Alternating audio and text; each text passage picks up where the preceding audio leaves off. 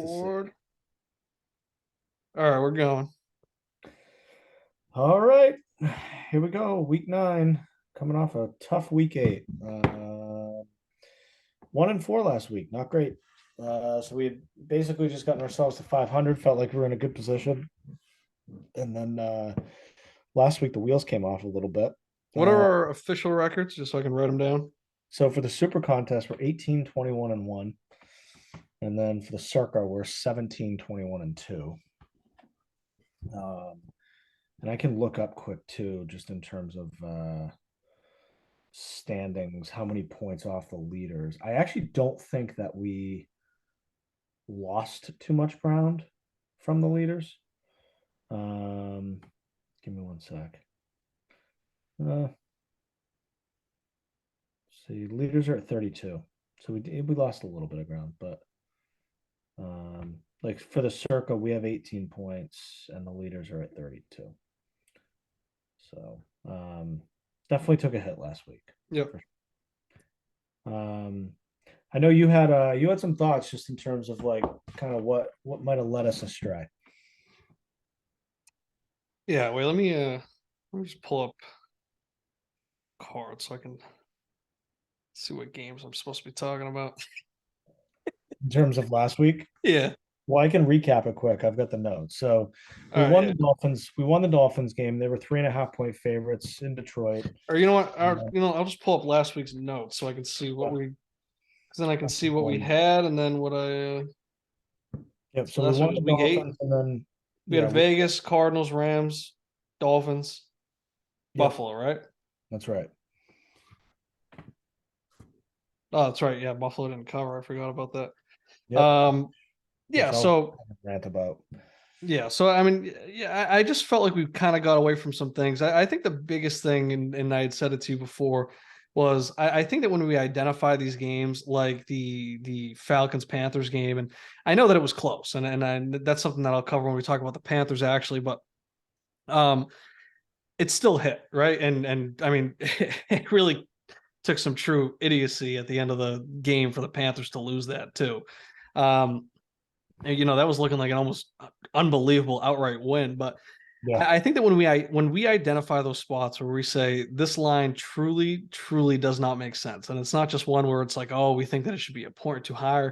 And it's not even. I don't even think that the line was necessarily unfair. I mean, actually, it was spot on. But I Yeah. think when we look at it, we just say out of principle, right? This is a team, the Falcons, who one, we should be looking to fade anyways, just because they've been consistently hitting the spread. But then also, this is not really a good team. This is actually a team that's really just succeeding based on the situation, being in a weak division with the Bucks not playing well at all. Mhm. But just out of principle, when they're a favorite, it's like those teams you just have to fade, right? So when we identify those spots, and I remember we had one in like the first couple weeks too, where we just said like out of principle, like we just got to take it. Yep. So it's like I think that when we see that, we almost those should almost be like auto adds to the card. And I don't think that there are any that were that I identified this week. I don't know about you, but it's like but that's almost what I like about it, right? Is like they're not things that we see on weekly occurrences. It's when we say, you know what, out of principle, the Falcons are favorites. I cannot take them. Yeah. We just got to add them. And then, I mean, I like the Cardinals play. I mean, they made it interesting. It was just, there's just something that's incomplete right now. And I mean, maybe it's also another one of those where when they get Hollywood Brown back too, and I don't know Yeah. exactly when that's going to be, but when they're at full strength and they have the roster they were trying to win with, I think that they will be a very good team. I think Nuke Hopkins has been unbelievable coming back. I like Yeah. that pick. I really had no problem with that pick. I mean, I think if we wanted to go game by game, maybe we can say, you know what, maybe was actually a better spot that we could have substituted it with, but I had no problem with that pick. The Dolphins pick, was great. That hit. I mean, it was, closer than we expected, but that offense did exactly what we thought. Defense Yep. really just didn't hold up. But Yep. that's a Lions offense that's been, very competitive in most games. The couple weeks leading up to that, they were slumping a ton. So it was kind of a surprise to see that. But I mean, hit's a hit, whatever. Yep. Buffalo, what can you really say about that? It was just a tough non-cover. I mean, the thing that's so frustrating to me about that non-cover is that they had the ball at the 3 and had a chance to, I mean, effectively put it away and Yeah. give us the cover. And then Allen throws the pick at the 3-yard line. Mm-hmm. And it was just like, I mean, an idiotic throw too. Like there Yeah. was no reason for him to throw that ball if anything, like, tuck it and just try and barrel your way in, or just throw it away and go to third down or whatever it was. And then the Packers went down the field, 97 yards and score a touchdown and, end up getting inside the number. So it was like we had a chance to put that thing away. And he makes that throw, and I'm just like, oh, that is and that's just the way the week went. Yeah. So, when I look at it, I think like the two games that really stick out to me are Vegas and, I mean, it's funny because, we'll get to it when we go through the car, but I do actually like that spot this week. But that was a team that you just swore off. And I think it's one of those where it's almost because you are typically so against them. I think that you being so for them should have almost been a red flag where it's like, hold on, maybe Yeah, what's going on here? Yeah. yeah, it's like let's maybe walk through this a little bit more. And I mean, I do think that there's a little bit of an outlier to that game. I mean, a 24-0 shutout is just insane. The fact that they couldn't get the ball past, the 50-yard line. And Devontae Adams, he was sick going into it. You really never know what kind of that leads to. That's something I've become more aware of as I've gotten older and watched the NFL more. Is that you kind of realize that these guys that they are playing hurt, and you look at like oh man, they were sucked for those 4 weeks. It's like, well, they had like a half a hamstring or something. But and I mean, I look back on high school baseball. I remember playing sick. It's like I look back, I was like, yeah, I actually played like shit in those games. Yeah, it's awful. Yeah. Yeah, it's like, I think, oh yeah, I was sick and I just still went and I played. It's like, oh yeah, I actually went like 0 for 4. It was horrible. Yeah. And Yeah. in high school, I never thought that was why. I was never like, oh, it was probably because I felt like shit. It's like, I just had a bad game. But but yeah, I mean, I think that that was maybe one that maybe we could have reevaluated and looked at. But then I think the biggest one that really sticks out is the Rams. I think that that's a pick.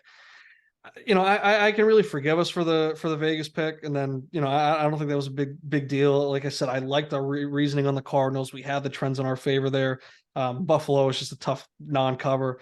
But speaking of the trends with the Cardinals, it's like we had every reason to not take the Rams. It was like almost being like spoon-fed to us.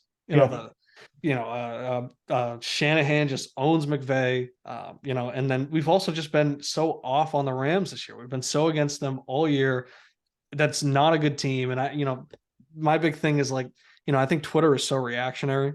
And, for years, right, when the Saints would continue to sign guys and still be competitive, when the Rams would go and trade for guys and trade all their picks and then, build a super team. It's like the Rams, they got bailed out by, kind of, playing maybe an inexperienced and maybe not total complete Bengals team in the Super Bowl. And also the fact that's like how close they were to losing to the Bucks. I don't remember what the rest of their playoff run was like, but that was a team that it's like if they didn't win that Super Bowl, we'd be looking at this dynasty, or not even a dynasty, but this organization a lot different because their NFC championship game against the 49ers was tight too. Yeah, and it's like we see yeah, that's right. That wasn't even I thought that was the NFC championship, the Bucks game. That's right.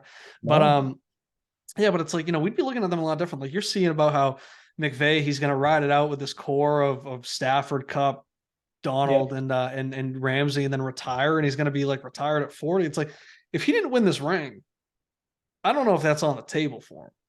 It's like all of a sudden he's viewed as like the super coach. Like, the prophecy came true. And all of a sudden it's like, you can't really discredit rings, but it's like, we've seen them try and try again. We saw them go to the Super Bowl and score 3 points against Bill Belichick. Mm-hmm. And now all of a sudden they're coming back. Stafford's got like a tennis elbow or some shit. And he can't throw the ball. And like that was just a team that's like, they have not been playing well. We've been so against them all year that every trend that there was saying, take the Niners. And we even said when we took the pick, we know what we're getting ourselves into. Yeah. And look at exactly what happened. It's like that is just one where it's like I'm like almost I'm so disappointed in us for not just like I don't know how we didn't stop ourselves. Yeah. I mean, like, I think that's like the one pick where we can actually just like objectively say that we never should have taken, because you can always say, oh, if I didn't take this and I took this, we never should have taken that pick. It's like two kids not listening to their parents and then having to come back home and the parents just saying, yeah, it's like when I'd go out and mom would say like bring a coat, and I thought that was like feminine to do, so I didn't do it. Do you know the story about when I did that in a Pats game? Yeah, I think so, right? Yeah, you just They were playing the Vikings, and I had a new Notre Dame sweatshirt that I had just gotten that I was like obsessed with. And I was insistent on wearing the sweatshirt on the outside. yeah, So mom and pop were like, you gotta wear like flannels, or like long johns, or you gotta wear like something underneath it, or you gotta put a jacket on over that sweatshirt. And I'm like, no, I want to wear the sweatshirt. And they're like, well, you're gonna be cold. Like it's literally 0 degrees out. Like you're gonna be freezing. And I was like, no, I'll be fine. I'll be fine. I think it was like middle of the second quarter. I'm like, I want to go home. yeah, They were just like, are you fucking kidding me? yeah. But that's exactly what this was. That's exactly what this pick was, and Yeah, that's like the one pick where I can just say, yeah, you know what, we never should have ever done that. That's like almost unforgivable. yeah. And I think the other thing I forgot about too, was that when the Niners play the Rams do not have home field advantage. yeah, Uh, that's a Niner stadium. The yeah, Niners come in and take it over. and you know, and I think the thing I look at too is just to kind of wrap it all up is, you know, we did get away, and you know, I mean, Tennessee's been like an auto bet for us, but I still like staying away from that because I mean we saw it, right? Malik Malik Willis. Willis, Yeah, I get it. I get it. yeah, Yep. and you know I think that was like a smart one to stay away from. Even the Pats, right? I mean, there's just like that history with Belichick just always beating the Jets and all that, but I still like, you know, sitting back and just saying, you know, I want to see it from them, Well, and that, I I mean, mean, you know, it also just changed on a dime with that well, roughing the passer call. I was gonna say like the podcast I was listening to this week, I think they said like the Jets had like 17 bad luck points. So it was basically the final of that game. It should have been like a 1 point game or something. Yeah, Like if you go back and actually look at the stats and everything, like the Jets did not necessarily get outplayed, in the way that the score shows. It's actually a much more evenly played game. And to your point, like that roughing the passer on that pick six, I mean, that completely changes the game. It's a like 13-point swing, yeah. you know? Yeah, so I mean, like you know, I had no problem staying away from those, and you know, that was also we talked plenty through, you know, why we were staying away from them in that in the moment too. You know, I did think that one that we stayed away from that, you know, maybe we should have both gone harder for was, you know, we've been kind of chasing this Giants fade, you know, for a little bit, and you know, Mm-hmm. I don't know if we've been taking them every week or fading them every week. I know that we did it when they were against the Jags, but Yeah. I even think in our analysis we did feel, you know, maybe last week was a setup for this, or the week before was a setup for last week, where you know this is the game you're supposed to take, and you know we've also liked the Seahawks too, and that was one of those where it's like, you know, I think when I'm trying to like sharpen our reasoning and how we kind of come together on picks, it's like, you know, that's two teams that one we've been trying to fade and that one we've been liking to ride, and it also seemed like a good spot. And I just Mm-hmm. why it's like, you know, maybe these are ones where it's like we see these signs, we just gotta like stick to it. But you know, besides that, one note, I think I don't know if we both missed a trend. Did not realize Joe Burrow cannot beat the Browns.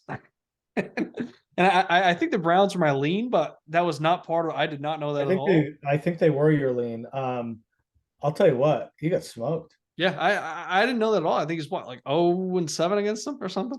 He He's got smoked.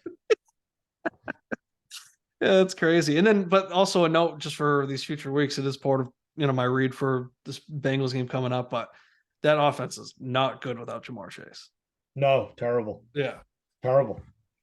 They can't move the ball. no, Yeah. We'll get to that in a little bit. All right, you want to get into let's get into week 9, 5-0. yeah, All right, so a couple of things up front, just to some stats to cover. So through week 8, best teams against the spread, Atlanta, Dallas, and the Giants are all 6-2. Worst teams against the spread, Tampa and Jacksonville are both 2-6. Road teams against the spread. This does not include tonight. Road teams 64, 56, and 3 against the spread. Underdogs 66, 51, and 3 against the spread. Underdogs have gone 7-7 each of the past 3 weeks. 7-7. You said the past three. Each of the past 3 weeks. Yeah. And what was it? It was underdogs, and then what was 64, 56, and 3? What was it? Road teams. And that's just straight up underdogs, not road dogs, right? Straight up road. So it's road teams and Yep. underdogs. And then underdogs. Yep. Yes. Yep. Yep. Um, All right, first game. We got our Oh wait, let Patriots. me. I'll do my Oh yeah. home dog report too. We got one, two, three, four, five, six, 7 home dogs. Jets plus 12, Bears plus 5, Commanders plus 3.5, Yep. Lions plus 3.5, Falcons plus 3, Jags plus 1.5, Saints plus 2.5. Only 2 teams off a bye this week. That's Chiefs minus 12.5. They're at home. And then the Chargers minus 3.5 at Atlanta. Okay. Got it. All right. First game up. Pats Colts in New England. Pats are laying 5.5. There's our 5.5 number. Yeah. And then real quick, just a few stats. New England 4-3-1 against the spread. Indy 3-5 against the spread this season. New England's 4-1 in their last 5 against the spread. Indy's 6-2 as a road dog against the spread going back to last season. And then one stat related to Ellinger, the QB. Belichick 2-5 against the spread against QBs making their first or second start. Yep. So yeah, I didn't know exactly what Belichick's record was. I know that he owns rookie quarterbacks. Ellinger's not a rookie, but I mean, essentially he is in terms of on-field stuff. Yep. Colts, they did fire the OC. I do feel like Frank Reich is a sitting duck now. Mm-hmm. You almost never see that, right? You almost never see the OC just get fired and Yeah. you know, head coach is good to go. And I do think it's interesting, looking at it now in hindsight, seeing how they had Nick Sirianni. Wright came over from the Eagles. Mm-hmm. And then, I think he brought Sirianni with him. And then Sirianni was actually the one that was really scheming things up. And then, all of a sudden he leaves. And now you start looking at how this offense has taken a step back, Mm-hmm. after a year where, they seem to kind of have some shit figured out. And, it does make you think how good of a coach Reich really is. The Colts did beat the Pats 27-17 last year. But I do think that if you dive into that game a little bit, it's way closer, right? Because they had in the first quarter they had a block punt in the end zone that they picked up, scored a touchdown on, and Mm-hmm. then so that's kind of just an outlier play. Then Jonathan Taylor also had a 67-yard touchdown with like 2 minutes left.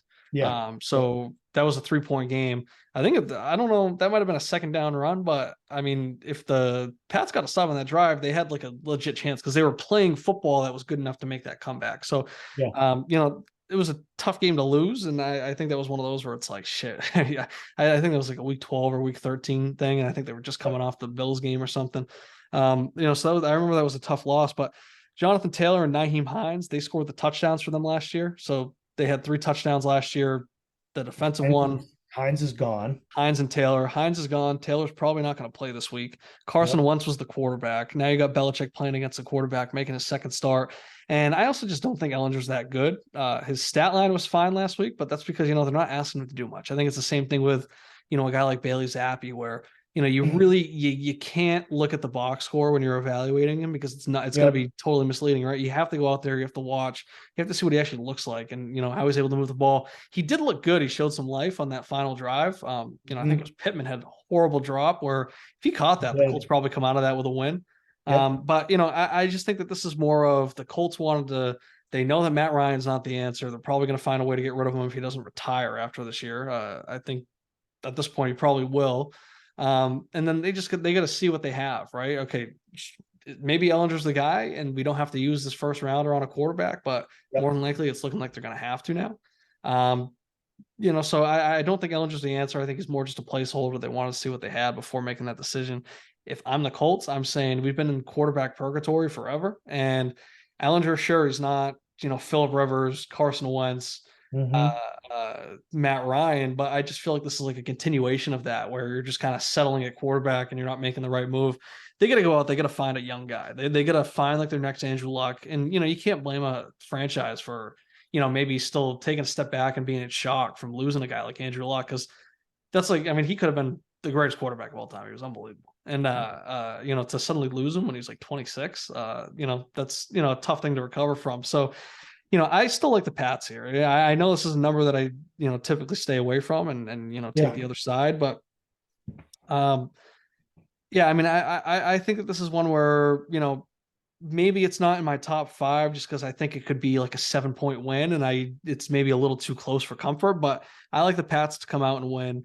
I think it will be tough, especially with Jonathan Taylor out for the Colts to score points. So I think it's more on it's on the Pats offense to just put up, maybe 17, 20 points. And I think that should be a good, comfy 7 to 10 point win.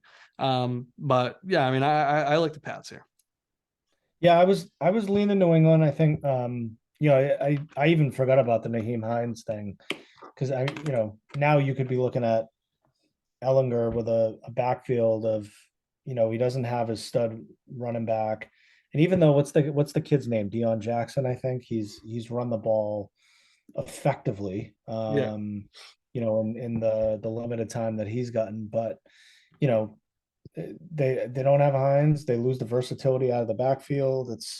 And now all of a sudden it feels like you're going to have to actually put more of the game on Ellinger, and he's uh, I don't know that he's built for that. Yeah, and So what I find interesting too, talking about Sirianni being the coordinator and all that, is when they lost last year, the defensive coordinator for the Colts, I'm pretty sure was Matt Eberflus, who's now the coach for the Bears.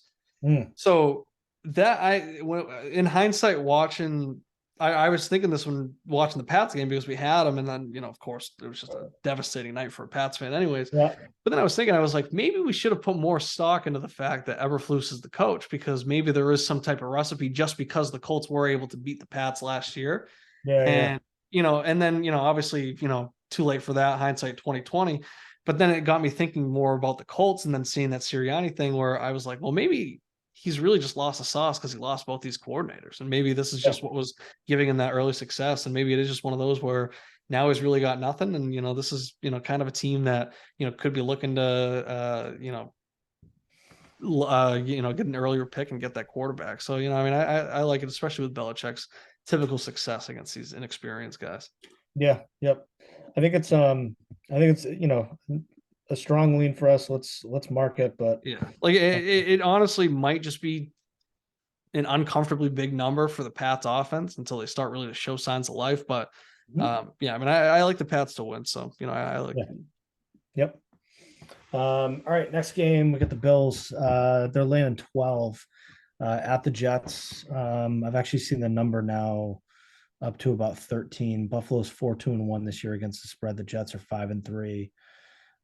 Double-digit home dogs, 7-9 outright, 11-5 against the spread the last 2 seasons. Josh Allen is 7-3-2 in his career as a double-digit favorite.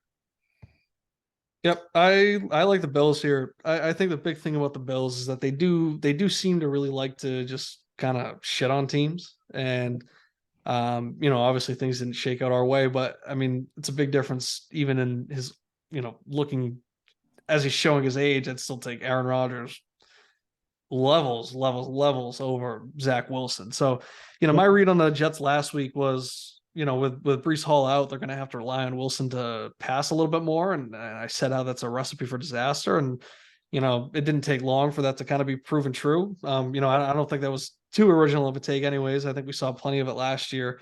But, I mean, once he gets moving, I think Zach Wilson's only ability is literally his ability to get out of the pocket. Yeah. Like, I don't think he's like good at throwing on the run. I don't think he's good at, running over to like the hash marks and setting up and throwing there and doing that. He's like literally just good at getting out of the pocket. Once he's out of the pocket, he's actually much worse of a quarterback. Yeah. Because that's when I mean, he can't seem to just throw the ball away. And I don't know how hard it is to throw it out of bounds, but I mean, he seems. I swear I've seen him throw so many sideline interceptions that were balls that could have just been thrown. If he threw them 5 more feet to the right or the left, they just would have been incompletions out of bounds. And Yeah. but he can't hold on to the ball. He can't seem to do it. And maybe Robinson can give him a spark, as he's got a full week practice under his belt, and stepping into the system. Yeah. Maybe he can give him a spark, but without Brees Hall, I just don't think that this offense is going to be able to do anything. No, I And mean, we're talking James Robinson and Michael Carter. It's not the same as Aaron Jones and AJ Dillon either. It's yeah, I mean that was the one thing that the Packers were able to do last week really effectively against that Bills defense was run the ball. They ran the shit out of yeah, it. But even still, like, even despite that, like, and I talked about this earlier, like we were an interception at the 3-yard line away from being well outside the number and having a cover. And I had this game pegged kind of the same way. It's I think just given the way that these two teams match up, I mean, even though it's a road game for the Bills, it's still in state. They're not going that far. And if they get out to an early lead, I'm kind of thinking about it the same way that I thought about the Bengals and Falcons game a couple weeks ago.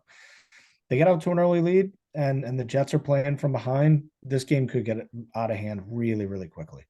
This is a horrible matchup for the Jets. Horrible.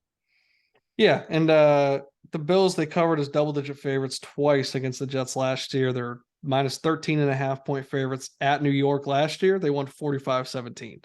Yeah. And then they were, or they 20 minus 16. Maybe did they not cover? Maybe they didn't cover as the big ones. Either I wrote down the wrong score or they didn't cover and I just read it wrong. But I mean, they fucking killed them at MetLife last year. I think this is a team where one thing I forgot to mention about our Rams Niners thing was we also, coming off the McCaffrey trade, part of my read for the Niners was that I didn't think that first week, I thought they were going to be too overvalued coming off the trade the first week. And then I said the next week, if we run back the tape, I'm pretty sure I said, yeah, maybe the next week we should be looking to take him. I just totally forgot that. And yeah. I gotta leave myself future notes or something. But set a reminder in my phone, remember to take the Niners because of this. But I think the Bills, though, I think they're a team that, they're buzzing already. I think that they're a team that can get some juice off of these trades that they made. So I don't know what Nyheim Hines can necessarily do tomorrow stepping in or Sunday stepping in. And I don't know. I don't think they went out and got anybody else really. I'm not sure. But I think that it's just one of those where it's we have a sick team and running back has kind of been our issue. We just went out and got our running back.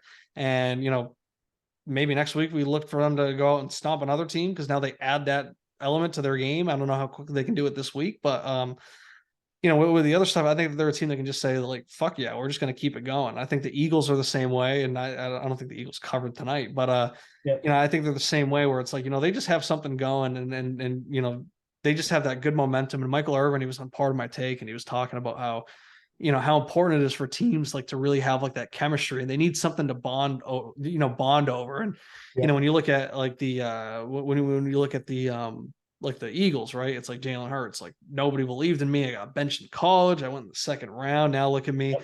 You got Devontae Smith, who everybody thought he was too skinny. The guy just won the Heisman as a receiver. People didn't think he'd be any good in the NFL because he was too skinny. Yeah, I just want to. How many receivers have won the Heisman? And then AJ Brown, it's the Titans. Yeah, they didn't want to pay me. They just traded me away. It's that's something they can all bond over that. There's a connection that they have there, and you can kind of just see the Bills. I don't know necessarily what their reason is, but I don't know if there has to be a huge reason. More so, you can just see how much that sideline fucks with everybody. And Josh Allen, he's laughing as they're blowing teams out and all this type of thing. And it's I think that they find joy in not taking their foot off the gas. And of course, I mean, Aaron Rodgers is somebody that you can't ever count out. But I think Zach Wilson's a completely different thing. I think the Bills they'll look to come in and just stomp on a division rival. Yeah, I like it. I like the pick. All right. Next game, Dolphins -5 at Chicago. Dolphins are 4-4 against the spread. Chicago's 3-4-1. We got here Fields. Notes I had here: Fields 1-5 against the spread as a home dog in his career. It's 5-11 against the spread as a dog.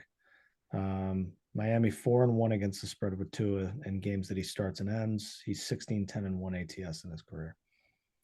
Yeah, so we talked about it going into last week. The Dolphins, it's just clear that they're different with Tua. And Michael Irvin actually was talking about the Dolphins on Part of My Take as well, because he was saying, him being out, and of course, the injury was horrible. He sustained a traumatic brain injury, but him being out was almost better for him and his value, because look at how everybody's now pointing out they haven't lost to Tua. And the big thing was how much of a step back that whole team took. And how if you're in that locker room and your guys like Tyreek Hill and Jalen Waddle, and I think they already were fucking with him to begin with, right? Tyreek was going out saying he was more accurate than Mahomes. Waddle, they were at Alabama together, so they were already connected. But seeing all right, look at how this offense clicks. I can go out and I can play for this guy. This is our leader. And the fact that Flores fucking hated Tua. Like there was clearly some vendetta there, and the Yeah. fact that Tua's flourishing with like Flores out, and that was my take going into the season was, I think people were going to realize that Flores was not that great of a coach, Yeah. Right. and they seem to be clicking. But my only hesitancy here is not necessarily the number. I mean, I guess it kind of is, because if we're taking the Dolphins to cover, we'd be Mm-hmm. taking them to, at least they'd have to really look to, besides the New England game where they won 20-7, they haven't really been killing teams. It's all one score games. They Yeah. they beat Baltimore by 4, they beat Buffalo by 2, Pittsburgh by 6, and then Detroit by 4 last week. So it's like, we are kind of looking at, them to kind of get their first real blowout. Mm-hmm. So that there is a little bit of risk there, but at the same time, I wasn't buying the Bears momentum. I did like the Cowboys last week. I think we both did, but we just stayed off the bigger number. But they ended up winning by 20. And I just feel like, everyone was talking about, oh, Fields did this, and then the team looks like this. And they did go out and get Claypool. It looks like they're maybe putting more trust into Fields and saying we're going to try and, really build something around you. Maybe they just saw what they had to see out of him. Mm-hmm. But I think that it can almost expect more of the same from last week, where I think that this offense is going to be able to keep up. I think that they're going to be buzzing a little bit. They went out and got the Brad Chubb. I don't know how much he's going to be able to play this week. I mean, I think that he's the type of guy they probably just insert him right away, right? That type of Yep. thing. Yep. So it's like, I mean, it's definitely a strong lean here, but maybe this is just a spot that we should. It's that number we don't like, that 5 number, and then also the fact that the Dolphins have been in these really tight games. Yeah, I think it's a lean for me on Miami. Another note I had, I mean, their top 10, defense in terms of blitz percentage. Fields well known to struggle with that. So, this could also be an interesting week where, like, they kind of bottle them up. And I think too, like, I look at their offense in somewhat of a similar way to, like, the way I would view, like, the Dallas offense. And so I almost wonder if, last week might kind of be the blueprint, and this could be a carbon copy this week in terms of how they handle the Bears. I don't think, I still don't think, I mean, even though they, what they did to our poor Patriots, Yeah. I still don't think they're a good football team. I still don't necessarily think Fields is a good quarterback. And, I think obviously, like, yeah, Miami's been in some close games, but, like, they also haven't really had an opportunity to get into, like, a great rhythm. It was like Yeah. Tua played for 3 games. They were 3-0. Like, they were starting to kind of get there, like, that fourth quarter against the Ravens. And obviously had a gutsy win against, a tough Bills team that, continues to look like the favorite. And then Tua goes out. He's out for a few weeks, or he's out for a week, or whatever it was, or he gets hurt again. And then, he's Yeah, out. he wasn't out for a week at all. He played in Yeah, 4 that's right. He days. came back, and then he does come back, and it was like, you know, that first drive against Pitt, right? And then we thought we were going to run away with that game, and then they kind of struggled that whole night on offense. Like, Yeah, I mean, I thought that something, was more suspect play call, and we talked about that play that yeah, yep, anyways. We're yeah, running with it on Edmonds, but that's actually a good segue into what I wanted to say. Where, speaking of the deadline, not only to get Brad Chubb, I think a very underrated move that they made was they traded Edmonds to get Chubb, but then they Jeff also Wilson. traded for Jeff Wilson. And I really like, I think that we're seeing how Mostert's really thriving in the system, because he's they're all Shanahan guys, and going out getting another guy who we just saw going off in the Shanahan system, Mhm. coming right into Miami. He's going to be able to step right in and probably have like a really nice little two-headed monster out of the backfield. And Yeah, having that instead of Chase Edmonds, who hasn't done a whole lot this year, I think that can also add another level to the offense. So I and mean, I'm cool with riding the Dolphins. Chicago's 31st defensively in terms of rushing yards per game, 156 yards per game. Yeah, They're awful. yeah. So, And they've been stripping it down. I mean, they just traded Robert Quinn and then yeah, Roquan Smith too. So yeah. So, I mean, this is what is it? This is, third week in a row now that Tua and that offense are going to be out there together too. yeah, There's a lot of things that kind of seem like it's in Miami's, trending in Miami's favor. And I know that 5 number's weird, but, win by a touchdown. Yeah. Yeah. We're good. Yeah. Even if they go to OT, we got a shot.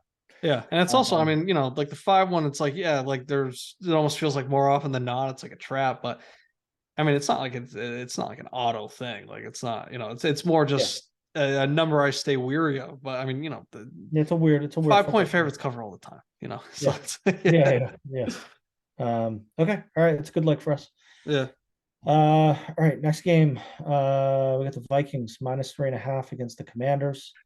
Um, Vikings 3-4 against the spread. Washington is 4-4 against the spread. Do the Commanders get the Dan Snyder is exploring selling the team bump this week? So I did think about that, right? Especially because it's a home game. Yeah, I don't know how much of a bump they get. The thing that I am a little bit weary of, and I always say I don't like staying away from lines because of the fear of backdoor covers. And my big thing in the past has always been, well, I actually think the smaller spreads are more prone to backdoor covers than the bigger ones. mhm. But to me, this almost screams backdoor cover.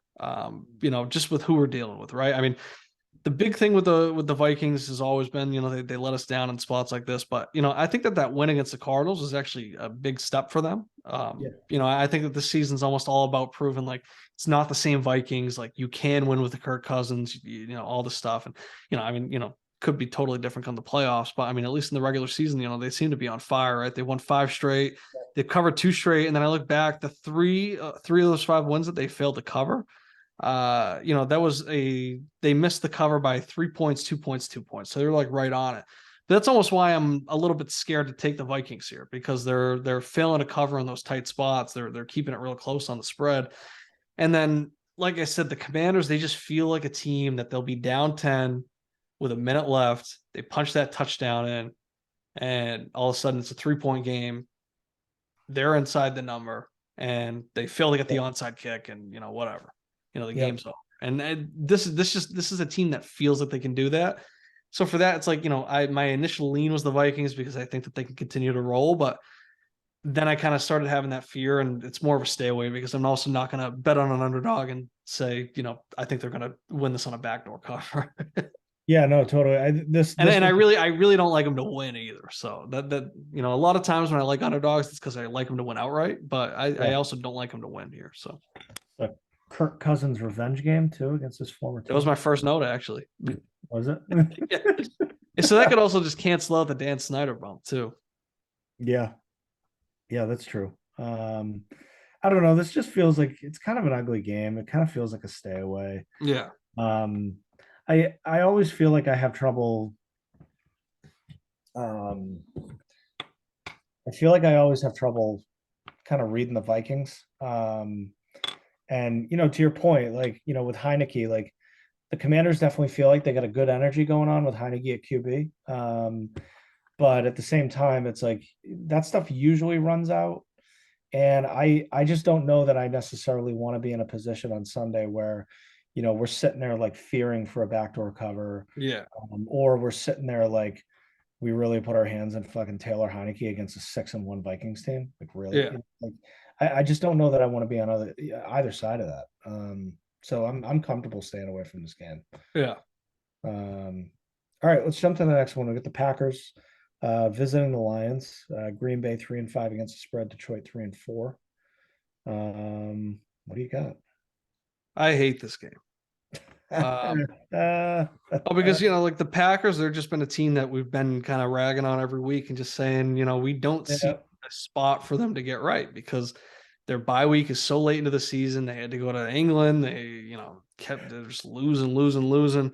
And yeah, then the Lions, they just kind of seem like a team that, I mean, last year and then the start of this year, they were so competitive with teams. And even if they weren't covering, they were right there. It was always a close game, that type of thing. And then they just kind of hit like that really ugly slump for 2 weeks. And then last yep. week it made it look like, again, they didn't cover the spread, but it was, They were in it. they were very close. They were in it. And, I mean, sure, they traded away Hawkinson.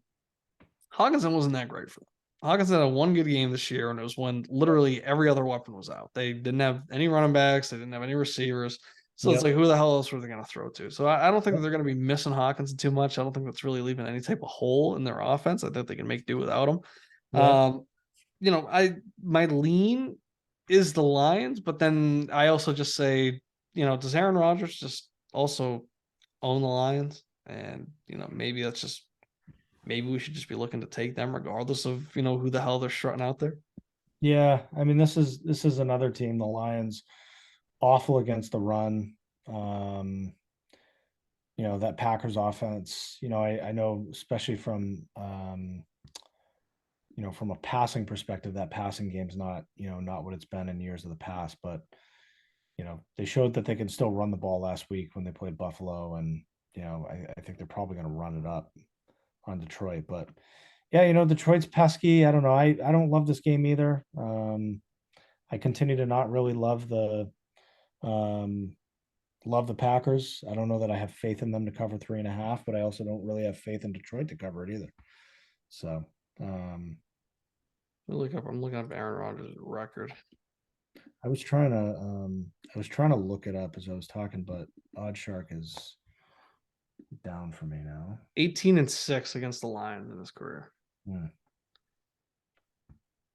But yeah, so that's one of those where it's like, I mean, even despite, I mean, they went out and they were like 10.5-point favorites against the Bears and they beat them by like 17. So it could just be one of those where this is a game where it's fuck your trends. It's almost like last week with the Pats and the Jets, where you're just gonna say, and even the Pats against the Browns a couple weeks ago, you just look at the trends and you just say, well, this guy seems to own this team. Maybe maybe we should just take him.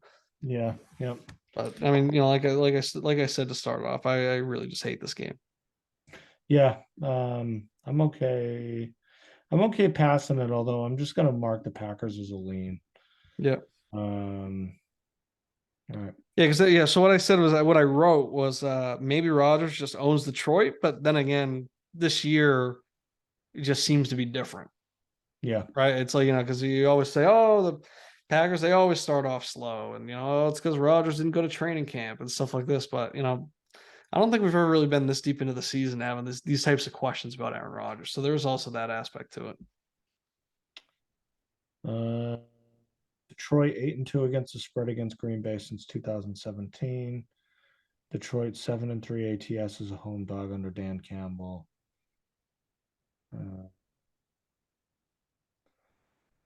They're 0 both teams 0-4, or no, Detroit's 0-4 in its past 4 games against the spread. Green Bay 0-4 in its past 4 as a favorite with 3 straight outright losses. Ooh. The Lions, they were also they were the same spread against Miami last week, and they were at home last week as well. So that's what I also just find interesting. That's weird. Yeah. So you're basically, the books are basically saying that Miami and Green Bay are the same team. Yeah. But that's why it makes me kind of like the Packers more, because it's like it really doesn't make sense in their favor. They must be factoring in the run game. Yeah, it's probably the run game, and then I do think that there has to be some aspect of just Rodgers and his success against them. Yeah, but then are they also? But what does that mean? What are they saying about the Dolphins then? Because I mean, I think we feel pretty strongly that Green Bay is not a good team. Yeah, well, I think that I think it just has to be more of the circumstance. I don't think that it's necessarily saying that the Packers and the Dolphins are equal. I think it's saying that in this spot at Detroit, you got Miami, they're going up to Detroit and all this stuff and everything, and they're coming off the 16-10 win and Tua just came back, that type of thing. But then you just have Aaron Rodgers who just literally just owns the line. So I mean, all right. So then let's talk about it in context of what we were talking about earlier, which is, is this a game where like the trend is kind of hitting us in the face? Like, do we ignore it, or do we just say, okay, maybe this is a Rodgers auto bet? Yeah, I mean, because I'm even looking at the recent games and what's it called? I mean, I'm just looking at the last. I mean, of course they're always winning, but it was going back the last 2 years. Yeah, the last two seasons, Green Bay won 42-21. They covered a 7-point favorites. That was at Green Bay. At Detroit, they won 31-24. They did not cover as 9-point favorites. Hmm. Uh, Last year, they won at Green Bay 35-17 as 11.5-point favorites. So that's a cover. And Mhm. then it looks like it was week 18 or whatever. And I think Aaron Rodgers just played the first half. They weren't, right? Yeah, they were 13 and whatever looking at. So they didn't really try to win that game. And the Yeah, Lions yeah, actually ended up winning. But Jordan Love played the whole second half that one. But I mean, yeah, I think it's just, yeah, I don't think it's really a statement on, the Packers and the Dolphins and, how they compare. I think it's more just, what we've seen and how many points Rodgers typically puts up. And, you just, and like I said, I think there is something to the fact that even in the season that seems so weird, he still shit on the Bears. And I think it's just one of those. It's like you can always kind of go back to those tricks and just do that. And I think these are maybe these are the types of get right games that they need, where it's like they just beat up on his old opponents. yeah, yeah. And again, like he doesn't need to do it. They can run the shit out of it against this team. Yeah, Um, because they get torched on the ground. Okay, I'm gonna mark them as a like right now. yeah, Um, all right, next game we got the Chargers. So one of the teams coming off the bye. In Atlanta, Chargers are laying 3. Atlanta 6-2 against the spread. Chargers are 4-3. Chargers 3-0 ATS on the road this year. Atlanta 3-0 as a home dog, 6-1 overall against the spread as a dog. They are 7-2 against the spread under Arthur Smith when the spread falls between -3 and +3. yeah. So I've been kind of fading the Chargers all year. Been saying it over and over again. I just don't really like Staley as a coach. Um, I mean, also Herbert's kind of taking a step back. I mean, you can also blame the rib injury. You can also say the weapons have been injured and stuff. Yeah. Um, is Mike Williams? Is he Mike missing Williams time? is out. It sounds like Keenan Allen is probably out. Yep. And then Josh Eckler, he Palmer. didn't practice today. I saw that was more precautionary than it was really any hint at him not playing. But I mean, Yeah. it's still something. I think it was like an I abdominal mean, injury. So it's like, right now, Josh, is it Josh Palmer? Josh Palmer, and he just came off a concussion protocol too. Yeah. So, he hasn't been playing in the recent weeks. Um, I think it's also just worth mentioning Takeoff, member of Hmm. Migos, Oh, killed on Halloween. oh, Um, the Falcons, they do kind of seem to be like the culture team, the Falcons and the Hawks. The Braves don't really get that type of yeah. love. So I can kind of see, maybe some vibes. They're in Atlanta, coming off of that. I Hip saw hop some community Falcons players rallies posting. behind. Yeah, just Yeah. kind of rallying behind that. But also I like the Falcons to win outright here. I think this is a good spot. I think that the Chargers coming off a bye week and flying cross country, that just kind of feels like a sleepwalk spot to me. Where I think it can be a tight game, and we've seen the Falcons, they can play these teams tight, and they can really keep it competitive. They've kind of found their bread and butter when it comes to at least keeping themselves in the game and Yeah. not getting blown out. Um, so yeah, I mean, I like the Falcons to come out here and win this one outright. I had the Falcons too. Again, I think general philosophy, is we don't like the Chargers and we don't like Staley. We talked about how they're banged up. I think the other thing too, like Atlanta suddenly finds himself at the top of the NFC South. Yeah, They're in first place. Cordell Patterson designated to return. I don't know if he's playing this weekend, but I think that certainly can give them a little bit of a kick too. That they're going to get their ace in the hole back soon. If not this week, it might be the week after. Seems like Kyle Pitts getting involved in the offense again. I know he scored a touchdown last week. Yeah, it just seems like vibes are maybe good in Atlanta. That team's feeling good about themselves, and there's reason to kind of feel good about where they're at and where they're going. So I like them in the spot against the Chargers. I think your point about the Chargers maybe being in a sleepwalk spot is good too, and just seems like catching 3 at home for a team that's been really good against the spread all season. Why not? yeah, and like I think regardless, it's going to be a tight game. So I like the Falcons in the tight game, but I mean Yep. I'm okay. I'm okay with if we get burned at the end or something, it's whatever because I think we're going to be in it, until the end. So I like the Falcons to do this and pull the win out. Yep. Yep. Okay. Um, Cool. All right, next game we got the Bengals at home. They're laying 7 against the Panthers. Cincy 5-3 against the spread. Carolina 3-5. Bengals obviously coming off that blowout loss on Monday night. Carolina um, coming off. Wait, did they lose that game? They lost that game to Atlanta, or did they win? No, they killed Atlanta. Bengals or the Panthers? The No, the Panthers? Panthers. No, they lost. But they had what happened with the kicker? So You texted me at one point. And you were like, "This fucking kicker." well, so DJ Moore scores the game. Well, what was supposed to be the game winning touchdown. Yeah, Because they were down 6, yeah. and he scores a touchdown, and then Oh, as he's he gets the taunting or as he's whatever. celebrating, he takes his helmet off, and I actually think even by the rule, I actually think it was a bad call because Yeah, I mean, he actually was not on the field on to the play; he field. was out of He's on the bounds. field. Yeah. And then I saw somebody make a point, and I don't know if this is actually the reasoning or not, but you can't run out of the back of the end zone to try and avoid a 12-man on the field penalty. So maybe that same rule maybe applies to back there, but I Hmm. also just think the rule is fucking stupid to begin with. I mean, Yeah. the guy just fucking scored an insane touchdown. He can't take his goddamn helmet off I and know. scream I at the know. crowd. Um, but so that moved them way back. The kicker, now has to kick like a 45-yard extra point or something. And he missed. So it sends it to overtime. And then they Yeah. had an opportunity to kick it to win it, I'm pretty sure. And he Yeah. missed that.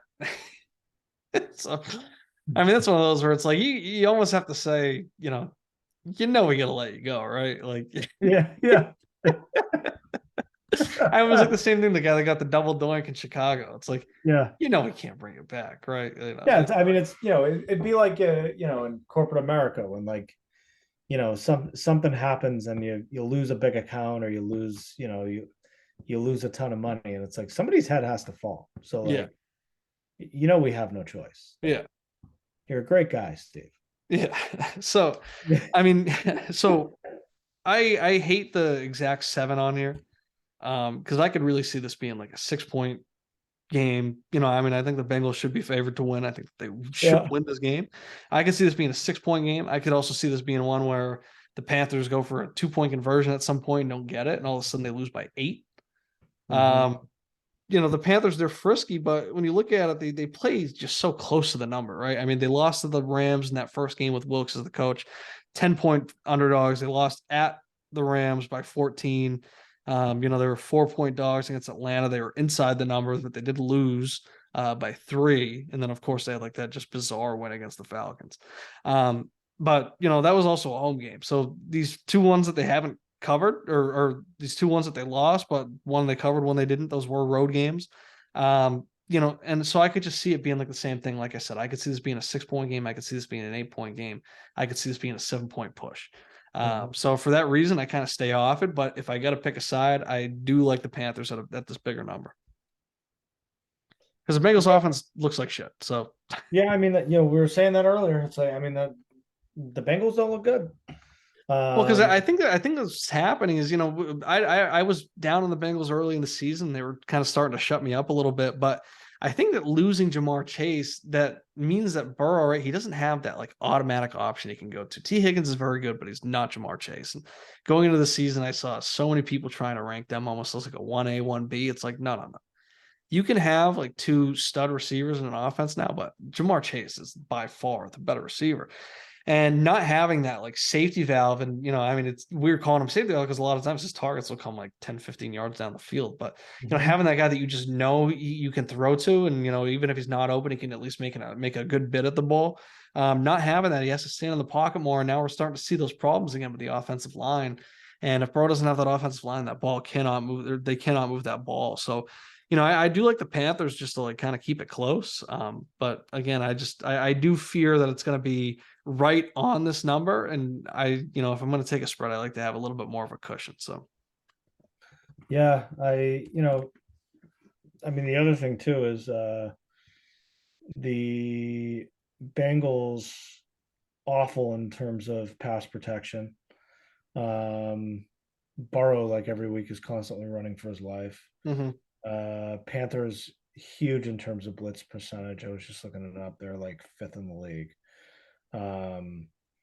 So I mean, they could very well also create some problems for that O line. And if Burrow doesn't have an option, have an outlet to get rid of the ball quickly, could be a real problem. So yeah, catching 7 against a team whose offense looks like shit. Against another team who seems like they've kind of come to life for the last couple of weeks. I mean, I know like from a win percentage, that they're what 1-2 since Wilkes took over. Yeah. Um, yeah, I mean maybe this is a good spot to fade the Bengals catching 7. Yeah. Um, I think we can put it down as a pretty strong lean. Yeah. Yeah. I mean, Um, that's definitely the side I'm on. yeah, yeah, Like I said, I just feel like this number is like spot on. Um, yeah, so that kind of keeps me away. Like I just yeah, I don't necessarily see an edge to the number. yeah. No, that's fair. All right, next game. You're gonna love this one. You know what it is? Yeah, yeah. It's the Raiders -1.5 in Jacksonville. Raiders are 3-4 against the spread. Jacksonville's 2-6. Fucking guys. Yeah, so going through the card, I did talk about how maybe we should have raised some eyebrows when you were so in love with the Raiders last week, and I know that you like them to go on a run, and I think that you can almost throw last week's game out, right? You can't ignore what happened. Of course, it was a 24-0 Mhm. shutout. Couldn't get the ball past the 50-yard line, but that's just one of those games where you just have to say, you know what? Sometimes a team just comes out flat and they just get steamrolled. It happens to everybody, right? And even the 17-0 Patriots or 16-0 Patriots, what's it called? They still had games where it's like, holy shit, are they about to lose this thing like to Oh this yeah, I dog shit team? remember it. I Yeah, remember that season. yeah. So it's like all of a sudden, I mean, that just happens to teams, right? They come out Yeah. flat, they're not prepared, something happens, they just game plan wrong or something. So you can't always put too much stock in like what just happened, but you know we also can't just focus on that. We also have to look at what's going on with the Jags, right? I mean, they are last 5 weeks, they're 0-5 straight up and against the spread. Mhm. I think the biggest thing for me is that I think this is going to be a close game, and the Jaguars do not win these close games. Trevor Lawrence, he's 5-20 on his career straight up. Yep. If you reverse the result of every one score game that he's been in, so not just making the losses wins, but also making the wins losses, he'd be 13-12. So I don't know exactly what their record is in these one score games, but it's not good. They're not winning Yeah. these one score games. Uh, they're not able to hang, and we keep seeing it every week. And Lawrence, he does seem to have like some of the tools like to be truly elite, but then something's not clicking, at all times. And again, like I said, it's tough being the Raiders coming off that 24-0 loss, but the Jaguars, they've been much worse. I mean, the Raiders were starting to show signs of life. They won 2 out of the last 3 going into last week, and the Yeah. loss was a really, really close 1-point loss, against the Chiefs, where they got aggressive at the end of regulation, ended up costing them the game. But I mean, who knows, right? So it's like this is a good Raiders team, or I'd say a better Raiders team than compared to the Jags, and they could still get back on track. And if we still like that like them to go on a run, we shouldn't necessarily knock them off just because they came out and had a bad week, like the first week after we announced that we like that, right? So it's like I'm ready to go back to it just because I do think it's going to be a close game. I've seen how the Jags hang in these close games. So, I also think it's just a classic bounce back spot. You go out and you lose 24-0. Everyone's going to be looking to fade you the next week. I think this is when you get to come and take them. Yeah. I mean that, I as I was thinking about this game, I was going through the mindset of like I've I've hated the Raiders. I found myself in a vulnerable spot last week. Um, Idiotic pick. Um, and then, in classic fashion, what would probably happen is I would reshun them Yeah. and bet on the Jaguars, and then the Raiders would win, and then I would unshun them, Yeah. bet And on then the they Raiders, lose. and then Yeah. they would knock, and then it'll just be me going back and forth on the wrong side of it. Yeah. You know, And I uh, think the justification of going back to them is that we like the spot. We don't necessarily like the team. We like the spot. And yeah, like I said, yeah, it's a classic bounce back spot. And then also when you just look at it, like I said, the focus is going to be on that 24-0 loss, but the Jaguars have just been horrible. Yeah. So I really like the spot a lot more than I like the team. So that's why I like to take them here, especially because it's only 1.5. I mean, My no, I mean, what'll probably happen is that they'll win by 1 point. And Probably. I my last note for this game is I'm just gonna read it for you verbatim. I honestly am so sick of Carr and the Raiders. McDaniels too. They can all go. Even Adams. What an idiot for going there. Pure spite. yeah, yeah. I mean, I think it's just to hold your nose and take it, and you just you gotta know that it Yeah. stinks. But like I said, it's we think the team stinks, but we think the spot is great. So I mean, look too. Like, I mean, you look at the schedule and it's like it's all still there for them. yeah, Like, it's all still right in front of them. And I don't know. I mean, this is also one of those situations where like if they can't win this game, and I'm gonna say that win and cover are one and the same because it's 1.5. yeah, But if they can't win this game, then I do think Mark Davis needs to fire Josh McDaniels. And I do think he's got to seriously consider moving on from Derek Carr after this season. yeah, Um, you got to win this game. You have to. It's a must win. But like I can't with all the weapons that they have there. Like if you can't cover 1.5 against Jacksonville, I don't know what to do with you. I really yeah. don't. You know.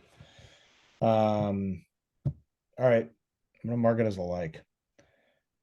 Holding your nose and take it as right. All right, next game. Cardinals -2 at home against Seattle. Cardinals 4-4. Seattle's 5-3 against the spread. These two teams have already played each other. Seattle won 19-9 in Seattle a few weeks ago.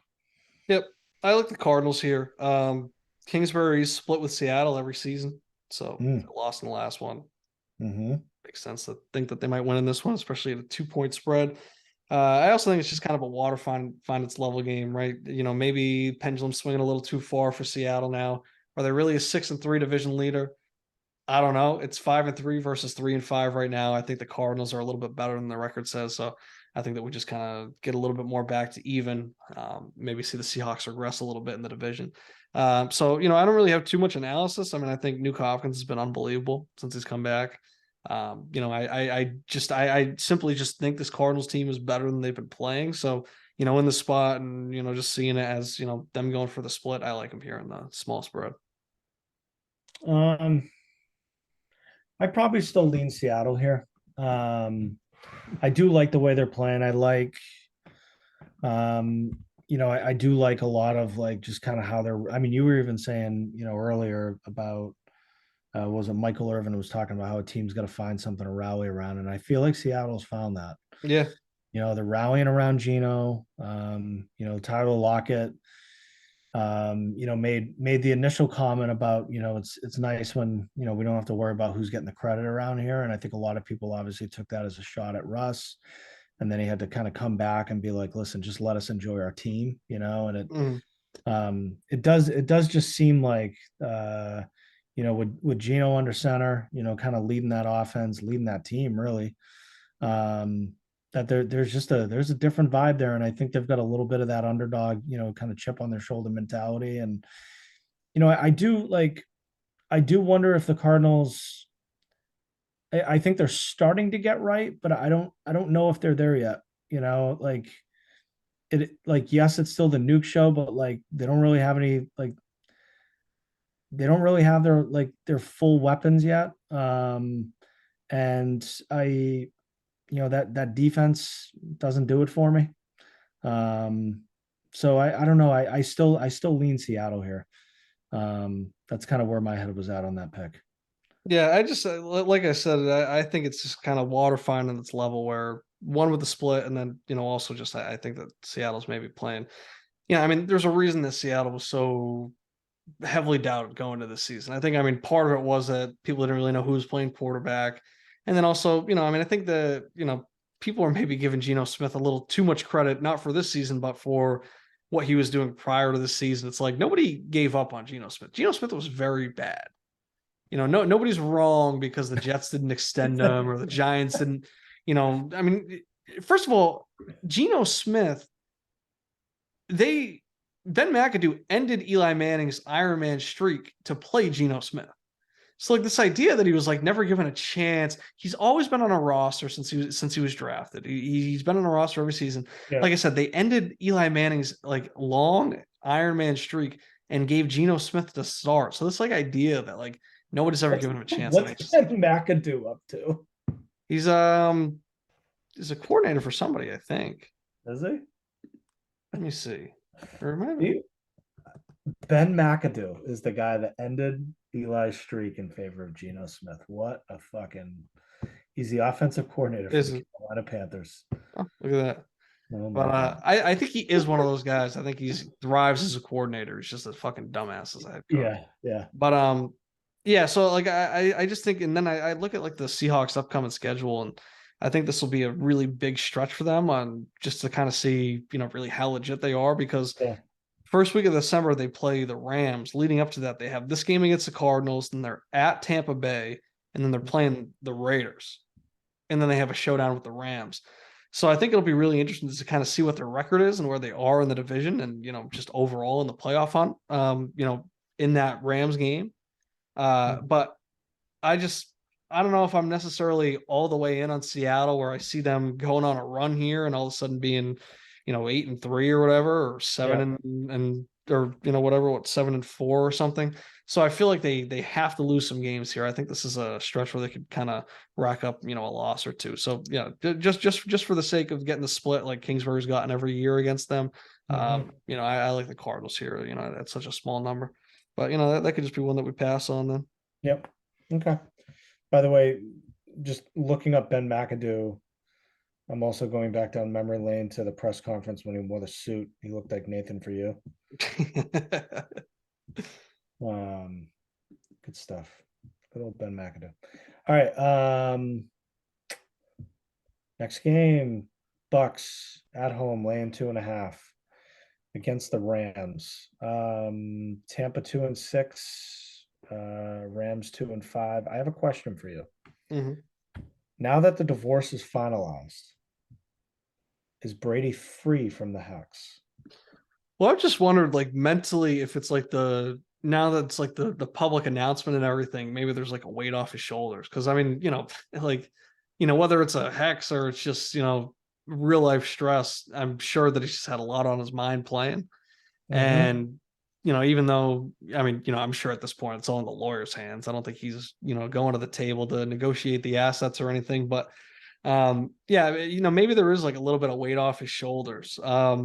These are two teams that are kind of having the same season where they're just they had like the highest of highs and of course the Rams, they made it farther and there is always it's always worth putting stock into the whole thing where losing the Super Bowl is like the worst thing you can do for next year because you made it so far and even if you suck at the start of next year you didn't win it, so you can't be like at least we won the trophy, we did all that stuff. You get the Super Bowl hangover without the Super Bowl, and they might be in the middle of that. And with the Bucks, it's like I don't know. It's Tom Brady, and I just I'm always going to have the trust in him. And I texted you earlier today. I just took them. They were minus 130. I think they were like minus 122 on the Barstool Sportsbook to win the division, and I took it because it's like I mean, why the hell not? They're I think they're a game back now, and it's just like I mean, imagine if I told you before the season you could get the Bucks at minus 130 to win the division. They were like probably like minus 900 or something. So I just I don't know. We've been fading the Rams. We've been so against them. And Cooper Cup sounds like he's probably going to tough it out and play.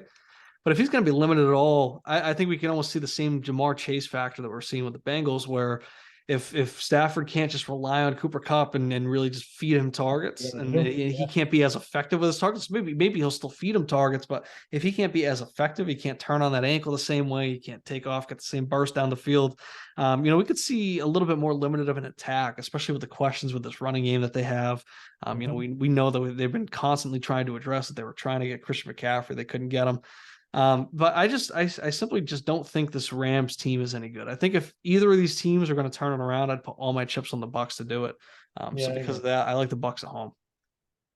Yeah, I think it's a good read. I do think too, it's like, there's quite a bit to be said about, just Brady and, kind of finally being able to kind of put all of that behind them, Mhm. and just kind of move forward. And I mean, look, like as bad as that offense has looked, I think even at his age, he's still throwing the ball like a very good quarterback. And he's still got a ton of weapons around him. I think we'll probably continue to see like more of Rashad White too. Yep. They seem to like him quite a bit. He's pretty explosive. I think Brady likes throwing the ball to him. Evans, Godwin's still there. They have more weapons and they're at home. Yeah. You know, so I like the pick. Back our boy. Yep. All right.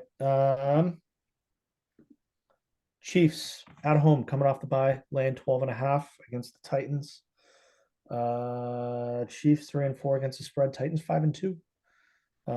Do we know about Tannehill? He was limited on Wednesday and then he didn't practice Thursday, like ankle was taped up.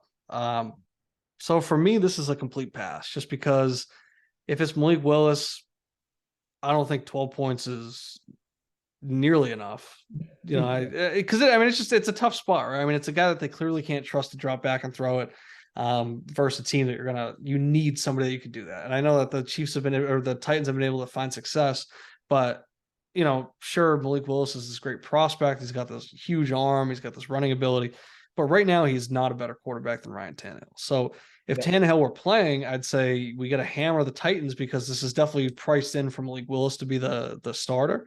So that's like insane value because I'd have it as more of like a 5.5, 6.5 point spread if Tannehill's a starter. Even Tannehill on a bum ankle, I'd still rather trust him just because he can throw back and control the offense better. And it's all about the poise and being able to stick with it because the Chiefs, they're gonna score their points.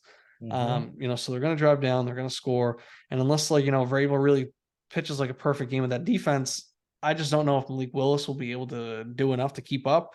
Primetime game at Kansas City. So for me, it's just a pass because we don't know who's going to be starting a quarterback. I just saw an article with the headline Ryan Tannehill or Malik Willis, who's better for the Titans? Oh my God. Yeah, it's just Malik Willis last week, 6 of 10 for 55 yards and a pick. He was 5 carries, 12 yards rushing. I mean, how are we even having this conversation? Yeah, so it's it's the same thing. It's like why that offense, and sure the Jets were winning games with Zach Wilson, but the offense looks so much better with Joe Flacco at quarterback. And of course, if I'm building a franchise, I'd rather take my chances with Zach Wilson and the upside that he provides. But right now, I want the guy that knows how to drop back, knows how to manage an offense, knows what to do with his timeouts, and where to throw it in this spot and do all that stuff. And for me, just because we don't know who's going to be starting, I don't want to take either side because that truly would dictate which side I take. So. Yeah. Yep. I think it's probably, and I mean, we're going to get these picks in well before we're probably going to know whether or not Tannehill is playing. So Yeah. It's probably a good pass. And I mean, quite frankly, we've already got seven likes. So all right, last game, Ravens -2.5 in New Orleans against the Saints. Ravens 3-4-1 against the spread. Saints are 3-5. I don't have much on this game. Didn't either. Bateman was announced out for the year. That doesn't really phase me because he wasn't playing recently, anyways, and he wasn't really doing much when he was playing to begin with. I do lean the Ravens. I feel like the Saints, they're always good to win like a weird game like this. Of course, they're coming off that big, win last week. But I think the Ravens are just a good team. I consider the Saints a bad team. They seem to like to beat up on the bad team. So, I do like the Ravens here. I think that even, if you want to say that their passing game is limited, like I said, I don't think Bateman really losing him does anything anyways. Yeah. They know how to figure it out. It doesn't matter who they march out there. Devin Duvernay, Demarcus Robinson, Isaiah Likely. It's like, they make it work with whoever. So I like them here. Yeah, I mean, and I think this will probably be a pass because I mean, if I'd probably lean the Saints, although I don't like it. I do think even though Baltimore's 5-3 getting the job done, like a lot of their wins this year have kind of come in closer fashion, even like that Patriots game, 37-26, like it was a lot closer than the final score indicated. But like, last week that Bucks game, like it was a close game. Browns game, the week earlier they won by 3. Bengals, they only won by 2. They blew the game against the Bills, lost against the Giants. I do feel like the Saints, from an offensive perspective, I mean, obviously, like, last week, probably more of an anomaly than anything else against the Raiders in terms of like the final outcome of that. But, they're getting Kamara more involved. And I think, we're seeing that offense be more explosive, with him more involved. I think Dalton, obviously he's just the starter now. Jameis is just the backup. And, Dalton seems confident back there. I like the way the Saints are trending. They're at home again. On Monday night, there's a good stat about Monday Night Dogs that I just had up and then I let it go. Hold on. Let me just read it to you just to finish my. Oh, where are you? Come on.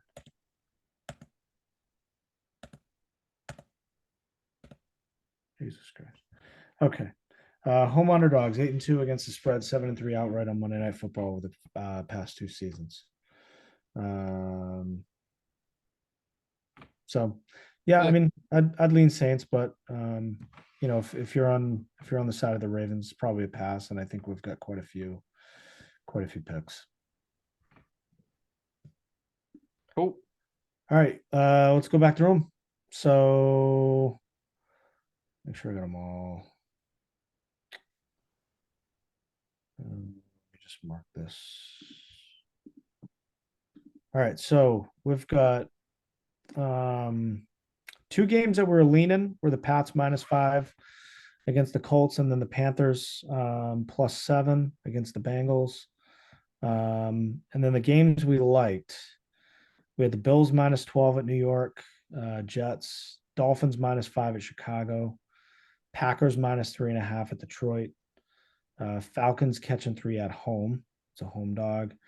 Raiders -1.5 in Jacksonville, and then the Bucks at home laying 2.5 against the Rams.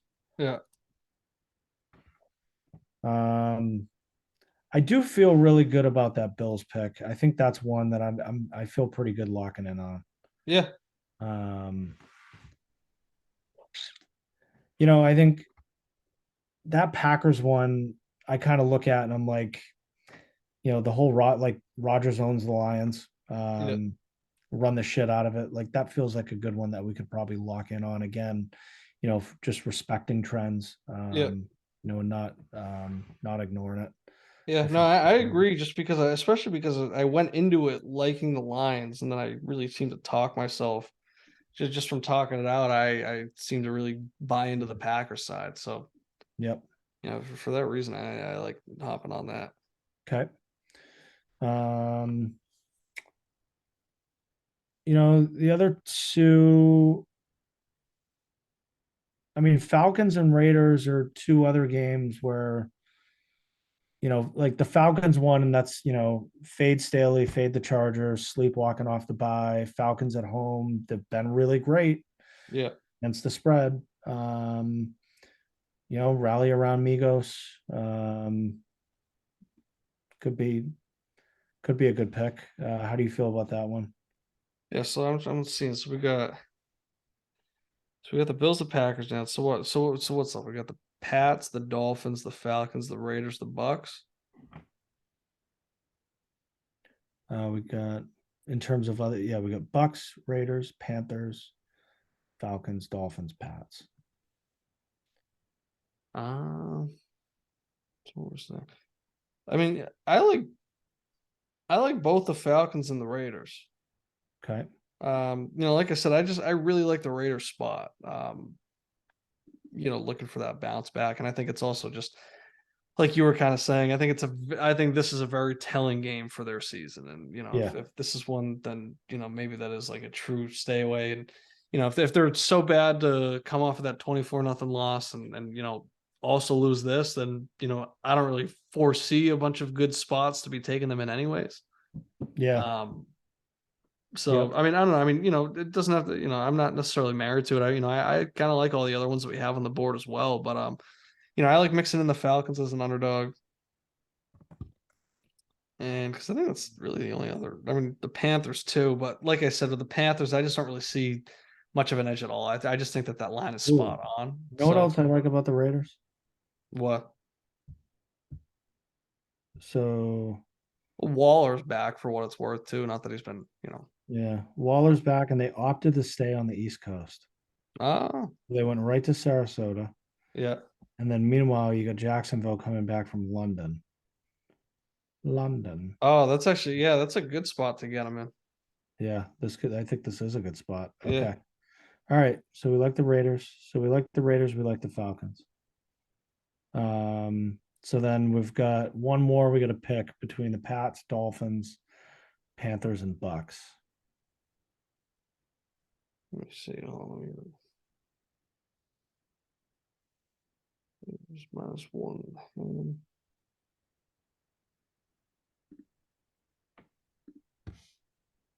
Um, that's Dolphins. Bucks.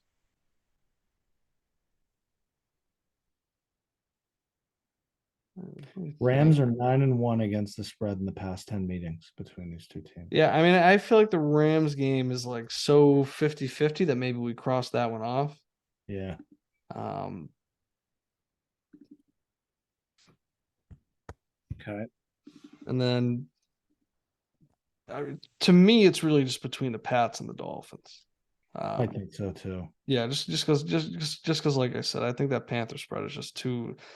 I think it's going to be finished right around that number, and I just don't really feel like flipping the coin on which side of the number we'll finish on. Yeah.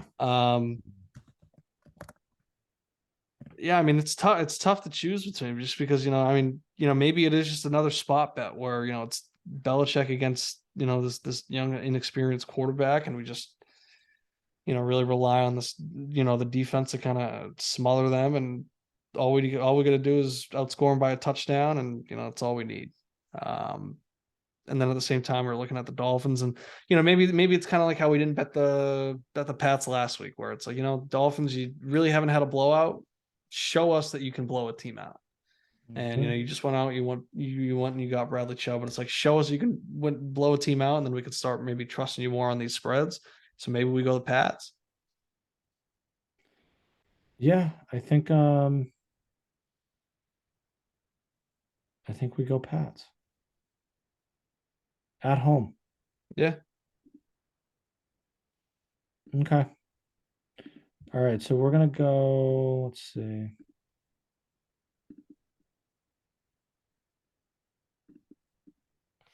All right, so we got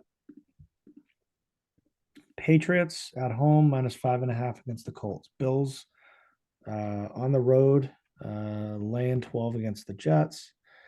Packers on the road, laying 3.5 against the Lions. Falcons at home, catching 3 against the Chargers, and the Raiders on the road, laying 1.5 against the Jags. Yep. Okay. All right. Let's go 5-0. Yeah. Yeah. We could use one of those. We could. We could. I want to hit one of my parlays. Yeah. Oh yeah. I'll put that in too. Yeah. Thank you. All right. I'll get these in now. All right. Sounds good. All right. Good talk. I'll see you out there. Yep. I'll see it. All right.